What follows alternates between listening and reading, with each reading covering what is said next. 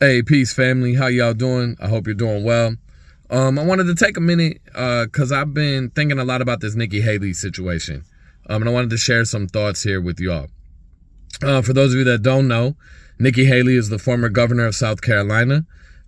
She is running for the Republican nomination for president. She is actually the top contender now that Ron DeSantis dropped out of the race over the weekend, right? And last week, she put her foot in her mouth. She claimed that America has never been a racist country. And the internet went wild. It was on cable news. It's on all kinds of news. And people pointed out how absurd that is, which it is, and all that. But I've been actually kind of frustrated by the conversation because while I think let's point out that America's been racist, I actually don't think she believes that America has never been a racist country. You can tell that because she shares her own experience of being othered. And for those of you that are like, oh, wait, Nikki Haley's white, right? Like, no, she's trying really hard to be white. And Trump is actually trying really hard to highlight that she's not, or at least at one time wouldn't be. And that's the part I want to talk about. Nobody is talking about how is it possible that Nikki Haley, this light-skinned woman, who's goes by the name Nikki Haley, could not be white, or that why is she trying so hard to be white?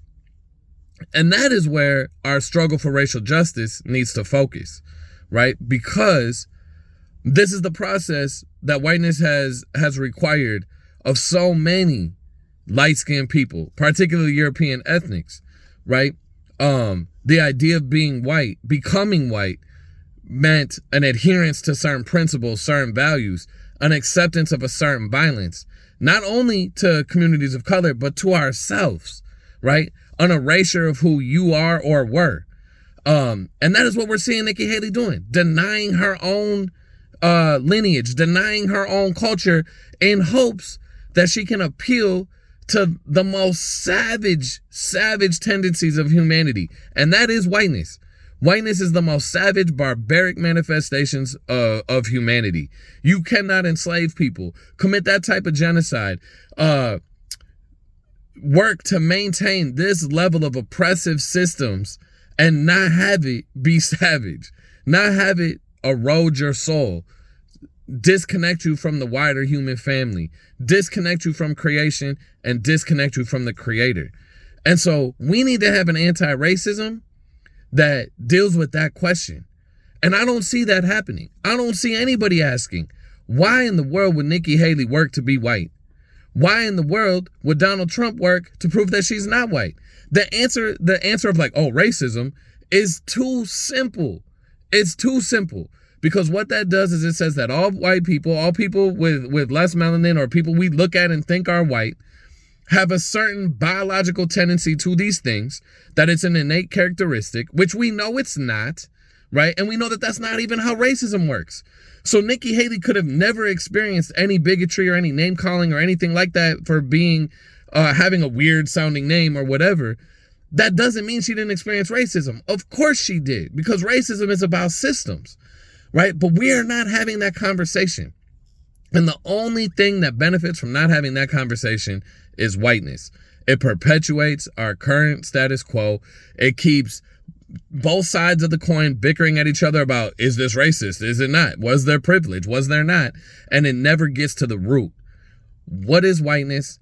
Why do people want it? Why have people worked for it? And what cost?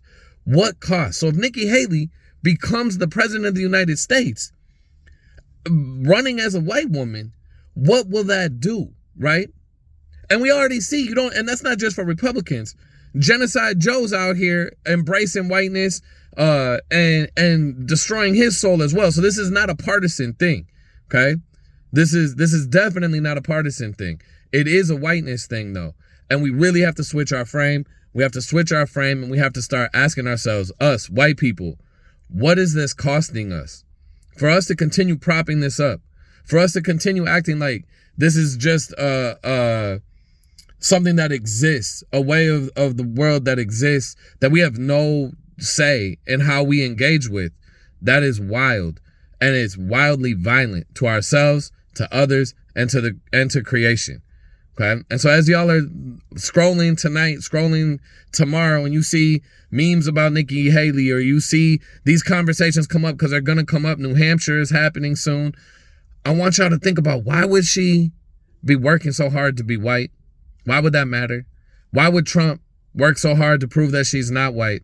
And at what cost?